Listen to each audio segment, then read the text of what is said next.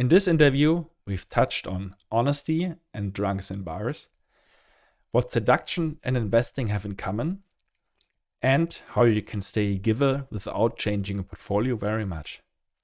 If you like this interview, please subscribe to the channel and leave a like. Thank you.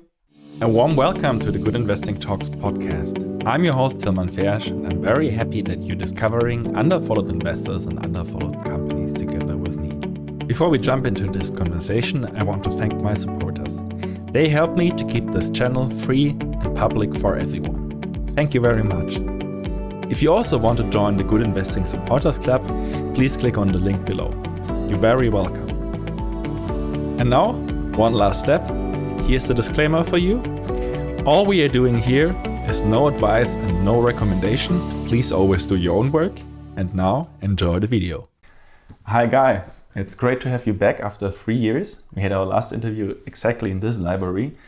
And I was traveling to Switzerland right now for Rob Binal's meeting. Yeah. And I thought I would also say hello at your place and do an interview with you. So it's great that you're so nice to host me again. Tilman, I would have liked to bring you to Zurich. I think it's a beautiful place. I think you should come live here, but somehow we haven't convinced you. Okay, maybe someday. Let's jump a bit back to our last interview. And there you were sharing your ideas on meditation and your plans on meditation. So the first question that also came from the audience is, how is your meditation practice going? So, I don't remember if at that point I'd already done or not done my Vipassana retreat. I think it was exactly before. Before, so I can update you that I lasted 3 days. It was in the French Jura. And I was in a room with 2 other men of similar build to me who snored very, very loudly without any furniture in there. And I, within 3 days, was utterly sleepless, a total wreck. And I was still told by some of the people there that I should stay and continue, but I felt like it was not the right time or the right moment. I think that my friends all say that I would never have lasted any Vipassana retreat. I have the intention to do one this time in India. What I discovered was that the French Calvinist approach to Vipassana retreats maybe is a little extreme.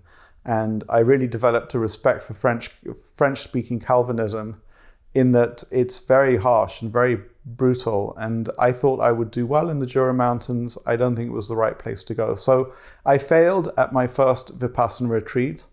But it was an important thing for me because I have experiences of doing things that I was very unhappy with in the past where I didn't quit.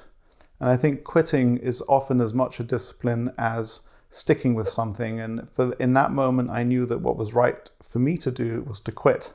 So I quit. Subsequent to that, what I can say is that even those 3 days of meditation taught me an enormous amount about what meditation is. I had thought that I would go to this retreat and I could take out all sorts of thoughts about my life and process them. But very quickly in the meditations, we went way beyond that to a place that feels quite harsh and in a certain way lonely. You kind of feel like you're there with the universe, as if you're sort of floating between the stars or something like that.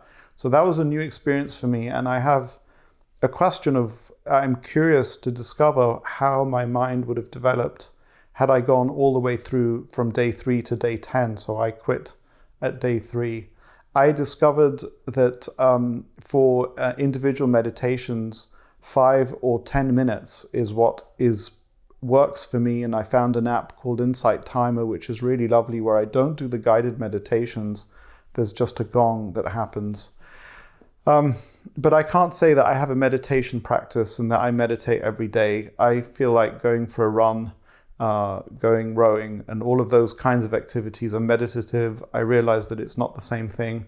And so I think that I'm still very much a beginner who hasn't made much progress. I would say that subsequently I've had conversations with Josh Tarasov, who's a well-known investor and I think also a friend of Rob Binal's.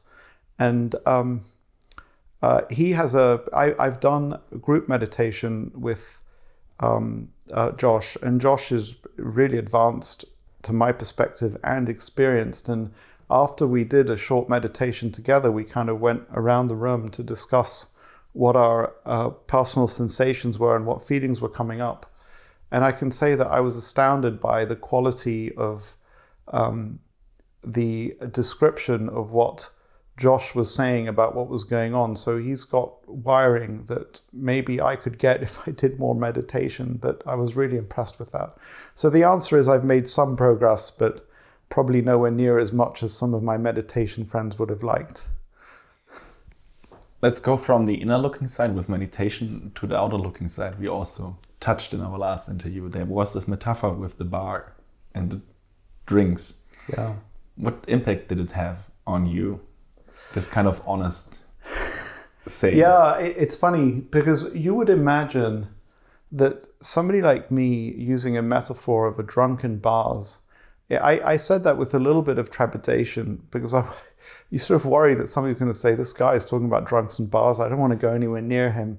And it's just fascinating to me that every time that I successfully become more honest in my public persona, and I take something out that I feel like would be a negative, and it actually never it doesn't ever seem to be a negative. People seem to sort of like take it in, and there's something really fascinating to jump to something that you probably don't follow very closely, and I should probably follow less closely. There's this Prince Harry who's just written this book, Spier, and he's generating a lot of reaction in the UK, but I think that in a similar way, he is really, and there are mistakes in the book and there are all sorts of legitimate criticisms that one can make, but you see somebody who I think through therapy has been transformed into somebody who's removed the mask and he's really revealing his true self to the audience, and that's kind of interesting.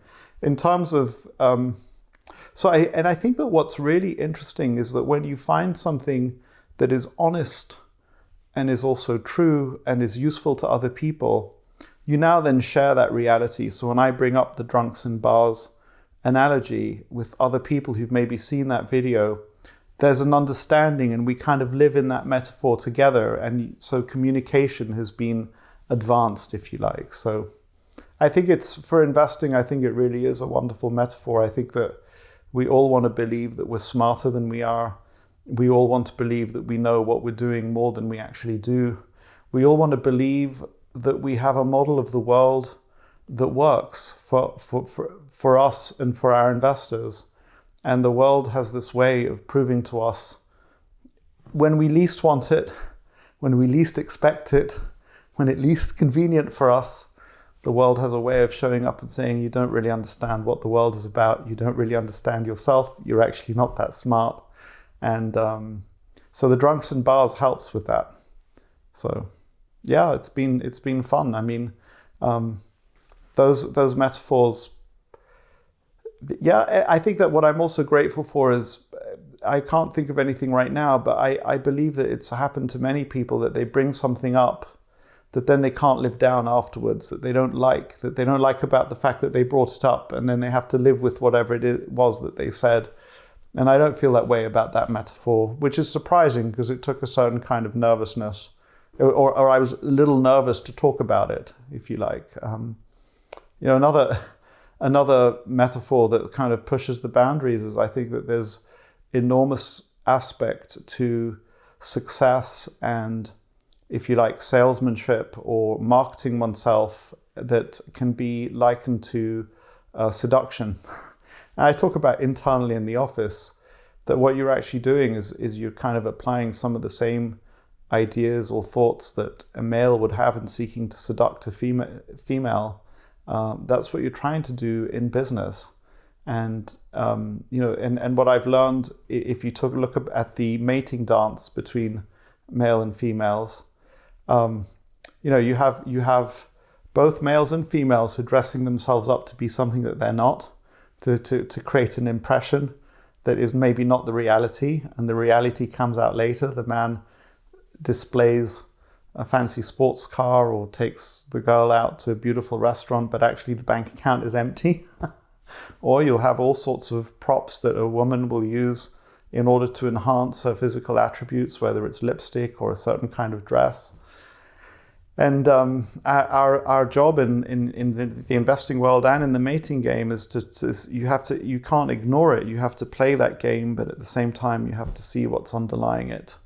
And but yeah, so there's another analogy for you. I don't know if you want to dive into that one, but I think it's a good one because it's building a bridge to my next question about givers and takers. Like you described social life as an exchange right now with this mating behavior, but it's also the economy. But in our last interview, you named givers and takers. Yeah, as two interesting concepts, and I think they also helped others. And I think you also said that you try to surround yourself with givers. So how are you optimizing your life to have a life around givers? I mean, that I think is a lifelong journey. And obviously the first thing is to discover that distinction. And I don't know if I mentioned it there, and I have had said this elsewhere, but it's such a powerful insight that there's a movie that I watched whose name I won't remember right now, and it was the search for the chalice, the chalice of Christ. Something I don't remember the exact religious significance, but at the very end of the movie, the hero of the movie has to pick the correct chalice, and if he doesn't pick the correct chalice, very bad things will happen to him. And there's three of them, and one is out of gold and silver and beautifully decorated with jewels, and the other one is the simplest one. And he correctly chooses the simplest one. But there are many signals in the movie that perhaps the right chalice would have been the beautifully decorated gold one. Similarly, often the world's greatest givers are actually quite gruff and not very accessible on the outside. And the reason for that is that if you're a giving person, you're going to have a lot of people coming at you. By contrast, people who are takers, often dressed in the most beautiful suits and have the best manners and have the most pleasant external appearance, because they have to be that way, otherwise they won't lure anybody in. I think that a huge part of anybody's life, my life certainly, is a kind of a sorting process where you try and sort through who is somebody that you want in your life, if you like, and who is somebody. And I was with he was a private banker I have no relationship with him. He used to be my father's private banker, and I was just taking him out for dinner. It was so interesting because I didn't really know him very well. But I was offering to do things for him, and without thinking about it, he was coming up with ways to promote me to his client base. I was saying, hey, we're just here to have dinner. Don't do that. And I don't see the interest for you. He was just doing that. And it was interesting that he was revealing something about him that he didn't even realize he was revealing. So that told me that I want to have him a little closer in my life. Life is a constant sorting process. And because to just go back to the drinks analogy, we want every drink to be a good drink. So we were using the drinks as an analogy for an investment that we might buy. But if we think of the people in our lives, we want to be surrounded by so many good people that even if we make a bad choice or if we make an ill-considered choice, it's such a great group of people around us that we're still not going to fall, or it's still not going to be too terrible. I find it extremely interesting that I think that the modus operandi, it wouldn't surprise me if they talk explicitly about it. Berkshire Hathaway, if they have to sell shares in a company that they own in their portfolio, or if for some reason they were selling something, they have a policy of not selling the businesses that they own. I really do believe that their very powerful interest is not to take top dollar, because if you take top dollar and then you have a disgruntled buyer, yes, it was buyer beware, the buyer knew what they were doing, but you even want people who buy from you to get a good deal, because that's going to last you best, that's going to stand you in best stead throughout your whole life. So I don't know if I've answered the question, but and the book that the viewers should read if they want to dive into it is Adam Grant's Give and Take, and very briefly, matches, givers and takers. And what you want to be is around givers, and you want to be very careful around matchers and takers. I think, and for what it's worth, you don't want to right the wrongs of the world. You don't want to preach to anyone. You don't want to tell anybody what you think they are. You just want to organize yourself in such a way that you move yourself out of and you have less close contact with those people who are on the taking side of the spectrum, and that you maximize your contact with the people on the giving side of the spectrum. And you try and be a giver yourself. It's time for a quick advertisement. Here we go. Are you looking for a beautiful and efficient way to analyze stocks? Then please check out what my friends at Stratosphere are building. They have built a great tool to visualize data, to get ideas about ownership of stocks, and many more information that's helpful in your analysis process.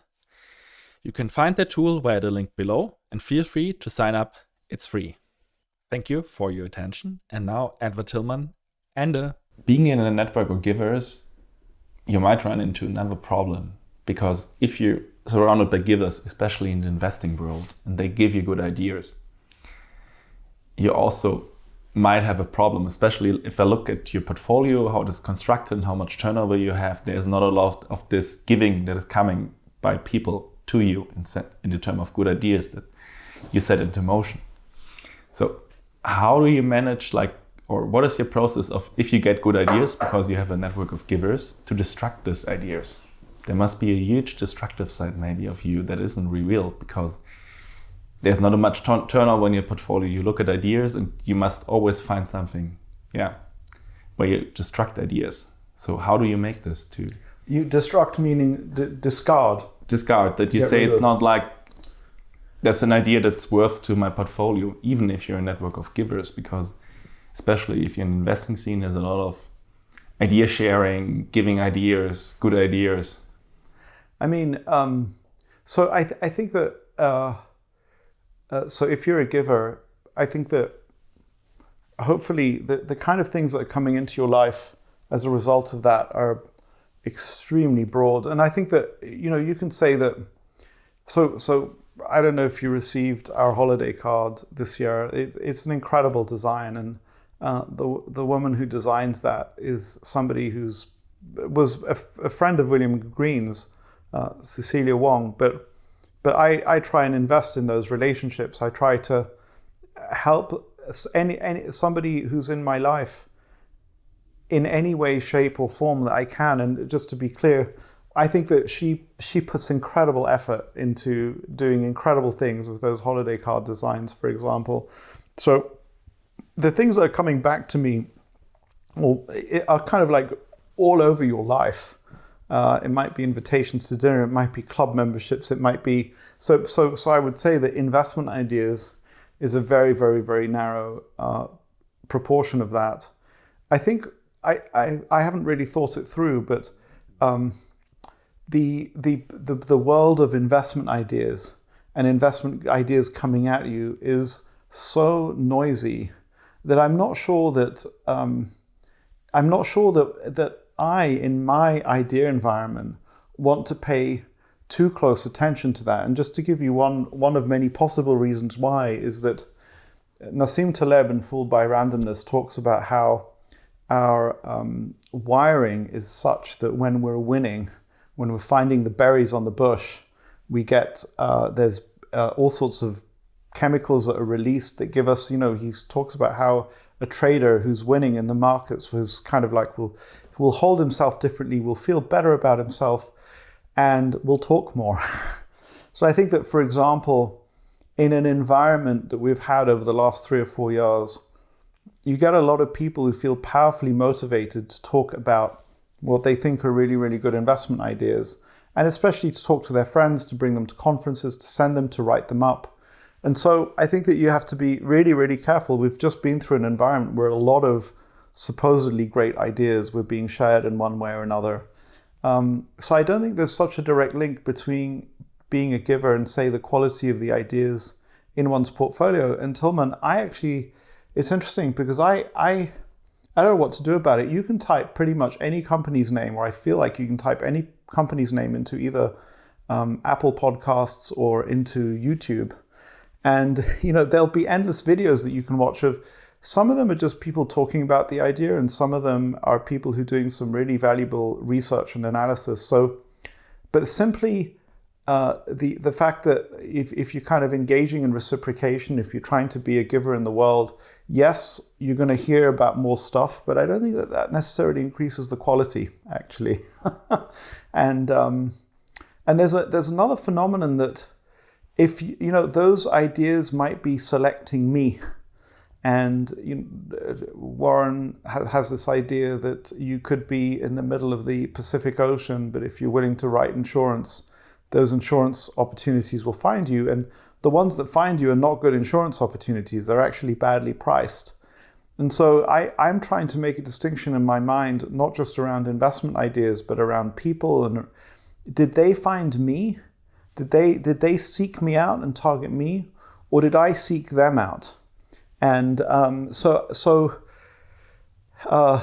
think it's always interesting to see what's coming in, but to stop and to say, what am I doing outbound? What are the filters that I'm using to go find outbound stuff is really, really important. And I think that and then we go into, I have a certain set of relationships, and there is a bias, I think, in me and towards anybody to be more interested in the ideas that my friends have than the ideas that just come in through the email inbox, for example.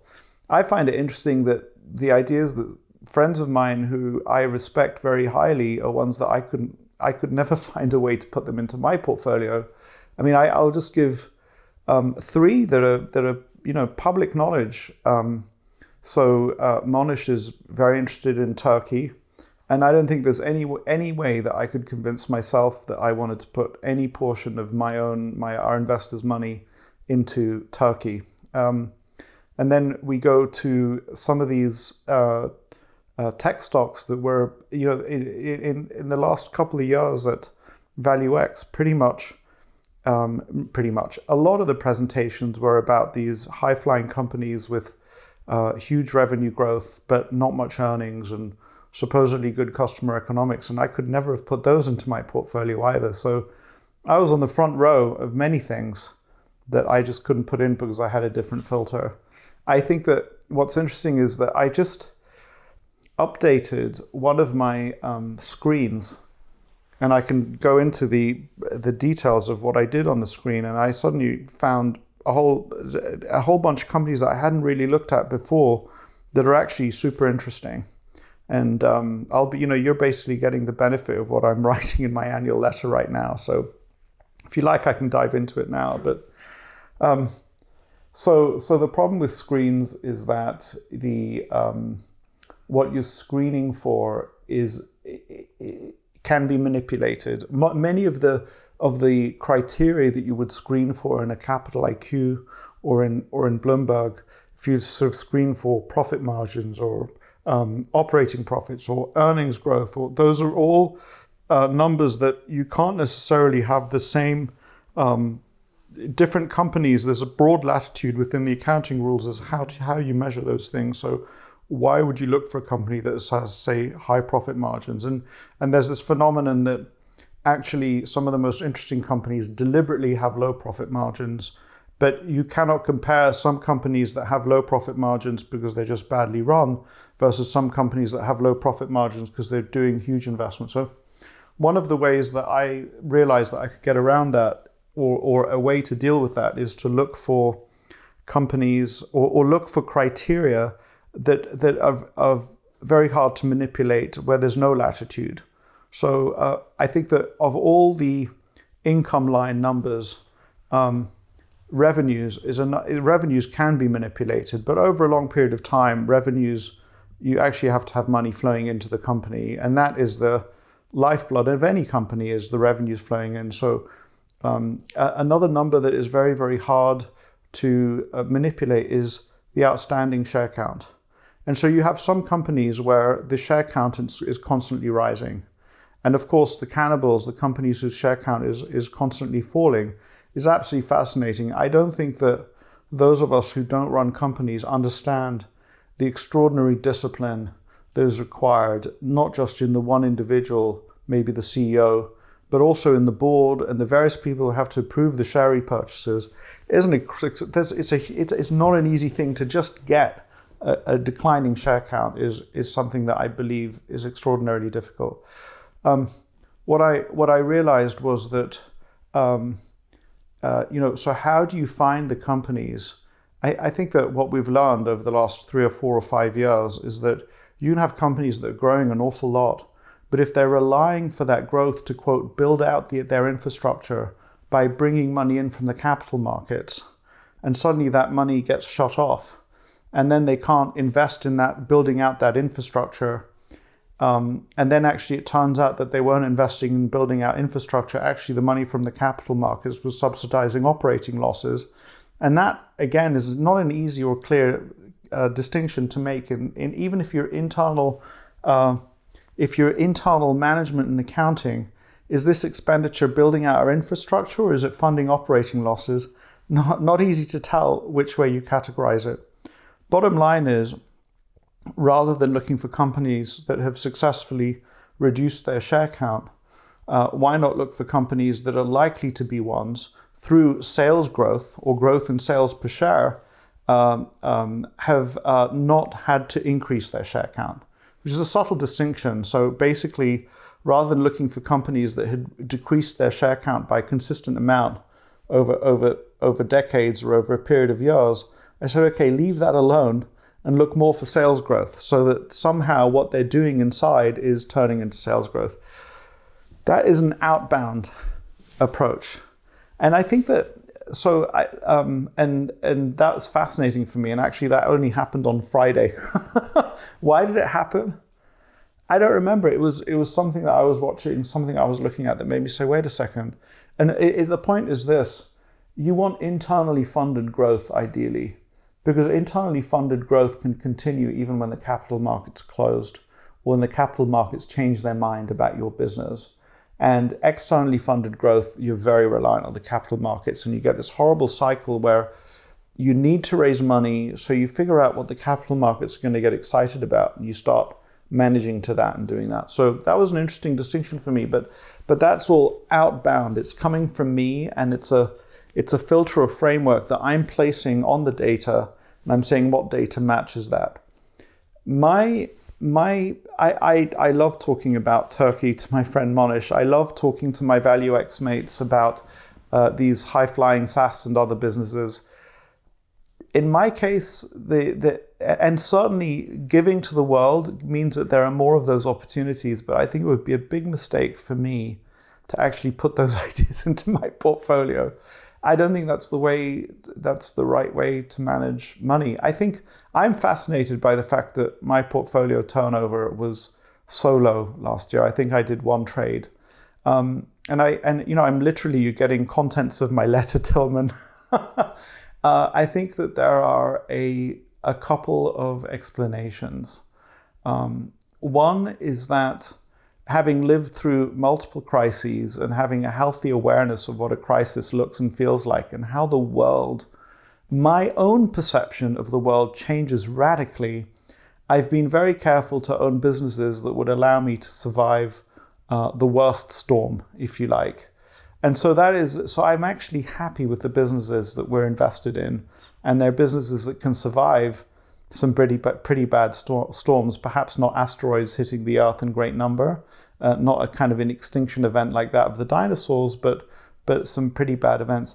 But the other thing, which is kind of something to have an enormous respect for, is that I have no doubt that we are going through one of the great historical changes in the history of the world. We're living through it.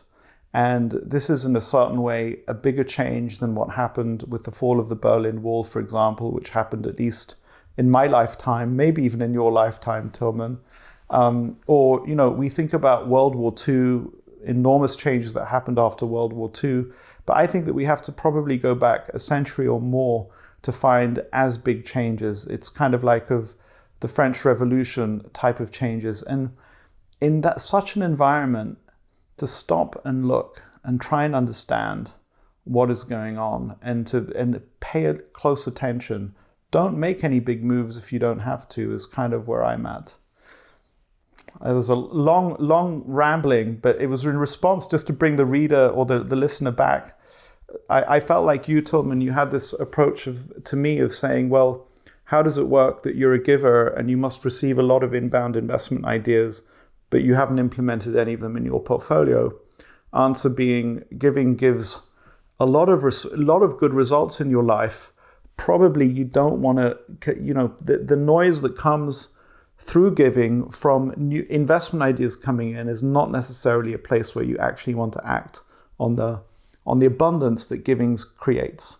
And then I talked a little bit about kind of like my filters to look for ideas. But what drives you to set up these filters or these lines? What are the trigger points sometimes to set these filters or lines? So first if you think about Turkey, for instance. So first of all, I love playing. Well, you mean setting up screens for, or why I kind having of filter a discussion out Turkey? with, like maybe it's example of Turkey, having a discussion with Monish about Turkey, enjoying the intellectual exchange and enjoying the play about like thinking about the scenarios, thinking about the country, but then finally saying no. Yeah, I can't. Yeah, so I'll be visiting Turkey later this year, and we'll be visiting some of those companies, and I'm super excited to visit and learn and look. And I cannot. I used to own Wells Fargo in the portfolio, and through Debbie Basanik, I met somebody who was a trust officer at Wells Fargo. She was one data point, lovely lady. And I remember talking to her at the Berkshire meeting, and she said, I'm having a hard time at Wells Fargo because all they want to do is make me sell. And I'm not a sales type. I'm a really good trust officer, but I'm not a selling type. That's not what I do. And it got so bad for her that she decided to leave the company. That was such a kind of a significant data point. Now, it was only one, and it was only one, and so was not statistically significant, I don't believe. But I regret that I didn't take that data point into account in my investment decision making, and I didn't at least use it as a reason to drill down and drill further. So I think that personal data points are really, really important and can lead us to something. And I cannot tell whether my data points around Turkey are just my personal experience or whether they're representative of something bigger and more important. But it's tied up with Turkey's tortured relationship to Israel. Turkey used to have a very, very close military relationship with Israel and a very, very good kind of like under the radar alliance. And many Israelis used to go on holiday in Turkey. I think many still do. But a new kind of politics emerged with Erdogan, which is kind of like this authoritarian populism in which he kind of appealed to the Islamic base of the country. And I think that one can say that control of the country, which used to be very firmly with the military, is now with this kind of populist politician. My experience of Western Turkey visiting Istanbul is that it feels extraordinarily European. And the Turks that I know in Istanbul are Europeans. I mean, would be comfortable in any European city. And but I have not been to Ankara or to Eastern Turkey, but that is a very, very different region, I believe, with very, very different people. And Erdogan has found a way to unite the country or to govern a country that has these incredibly diverse populations. During this whole sort of like unfolding of Turkey and move away from the Turkish army, my uncle invested in real estate in the southwest of Turkey, which is a very, very beautiful area. The name escapes me. And ended up losing most of his investment because it turned out that owning property in Turkey as a non-Turk, there were all sorts of ways in which the local system and entrepreneurs who understood the local system could pull the wool over the eyes of foreign investors. And so it was not a happy place to be a direct investor in real estate in Turkey.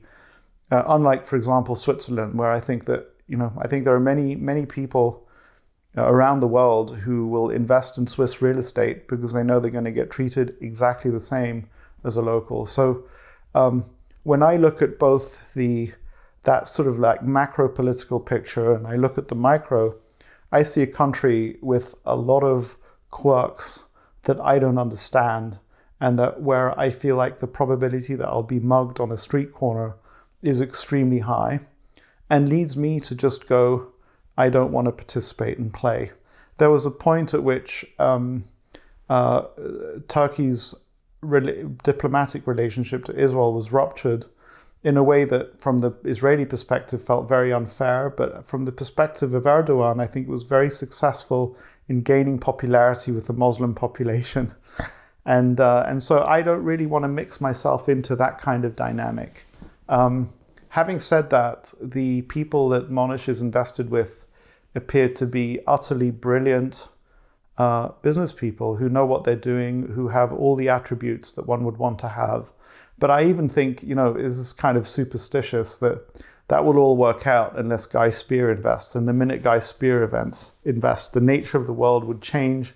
But then I would just go to somewhere even more general, which is, what's my end point? Where do I want to end up in 20 years' time? And I hate to say it, but Turkish companies are not on my wish list for where I want to end up. I think of the companies in Switzerland that I admire, like Sika or Schindler or Nestle, and I think that I've chosen to live in Switzerland, and the investments that I want to make should be consistent with a life based in Switzerland. And so, for example, it's perfectly possible that the energy exchange that the fund owns in India would end up becoming part of a global conglomerate of energy exchanges. So that's an industry which could easily become, that specific company in India could become a part of a global network, perhaps even managed out of Switzerland or managed out of New York. But if you're looking at small or micro-cap companies in Turkey, it will never fit into that. I'm playing quite a lot of chess these days. People have found me, I'm not very good actually. I'm embarrassed at, my rating's gone from like 400 to 800, and people who know chess will know that that's not a very high rating. But there's a concept in chess about developing your pieces harmoniously with each other. You can make moves which on their own would be, you've developed the knight, you've developed the bishop. But how does the knight, in the place where you've put it, work with your other pieces? And are they supporting each other, or do they not support each other? And sometimes I make moves in a game in chess where I strongly believe that the pieces are supporting each other as I make the moves. And then I get to a point in the game against a stronger opponent, and I just get so frustrated because none of my pieces are helping each other out. And so it's hard for me to see how, interestingly enough, the analogy that I've made with Turkey, where I did make an investment, was this condensed milk company in the Philippines. But interestingly enough, that a company called Alaska Milk, they ended up getting sold by the family that controlled them to, surprise, surprise, a Dutch company.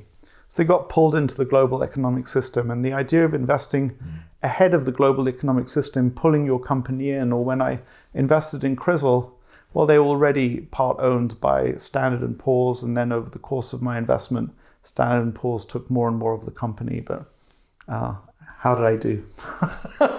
You did well. Long you explained answer. a bit how you set lines, and I also want to set a line now because I want to finish the first part of the interview, but also want to set a cliffhanger to the second part of our interview, where we also discuss the topic of lines, setting lines a bit.